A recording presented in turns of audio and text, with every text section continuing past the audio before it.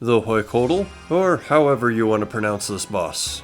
For Huey, we're keeping it real simple. All you need is access to Protect from Magic, range, and melee. For our weaponry, we're bringing along the Dragon Mace for our crush weapon, and that's all that we're gonna have. Our inventory is gonna have Prayer Restoration, food to heal the chip damage, and we're gonna bring along some Divine Super Combat Potions to help boost the DPS a bit. Always carry an emergency teleport just in case. Before you can cross the chain to fight the boss, you do have to talk to Tala about what this location is. And if you're like me and don't want to split the drops, you can always fight privately at the meeting flag here and set up a solo fight or a fight with friends. We're just gonna go ahead and set up a solo fight and jump right over the chain. Get it started. When you see icons on the floor, step off. When you see the green shard coming, we protect from range.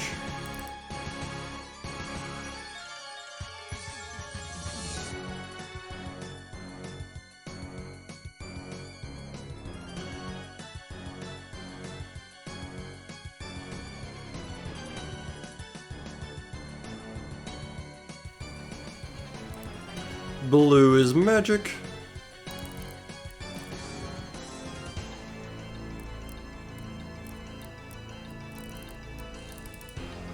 And red is melee.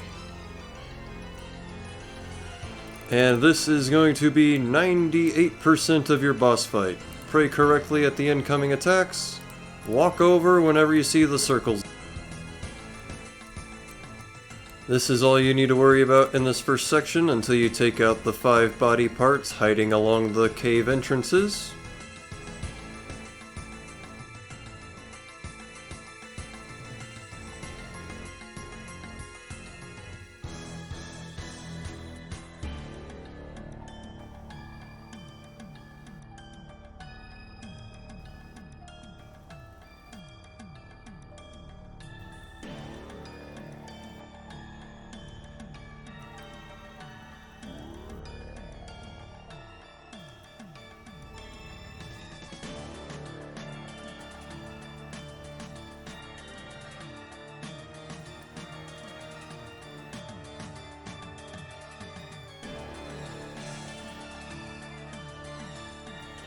The middle body part can actually be attacked from 2 different squares rather than only one for the other 4, since it's on a corner.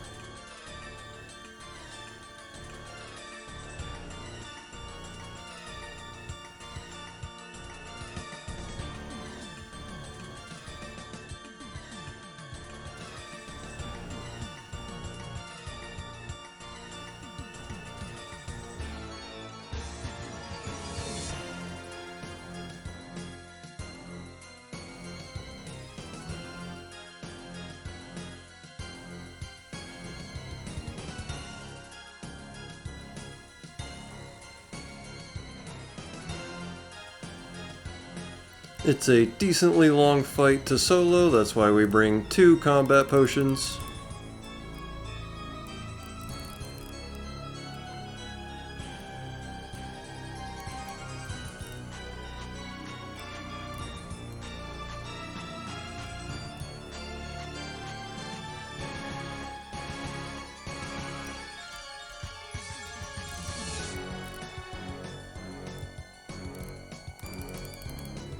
And once you take out the last part of the serpent down below, you move on to the top.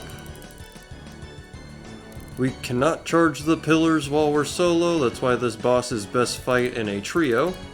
But we still do the same, avoid the circles on the floor, pray against the mage, range, and melee attacks, blue, green, and red respectively.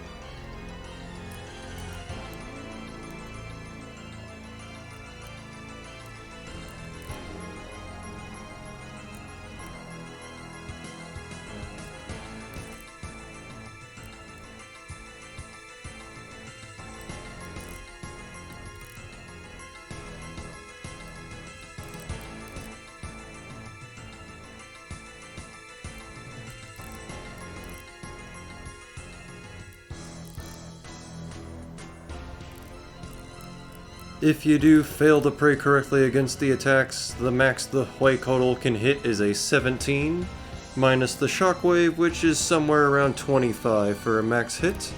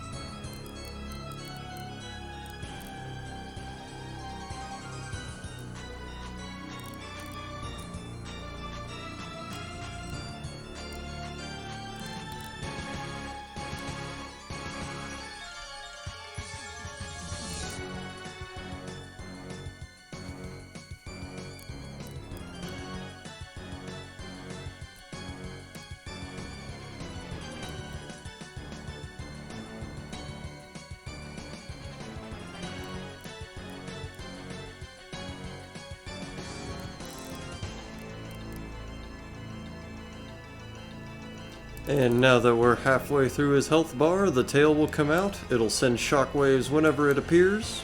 Just now attack to the left and the right while continuing to avoid circles and the Hueycoatl's projectiles.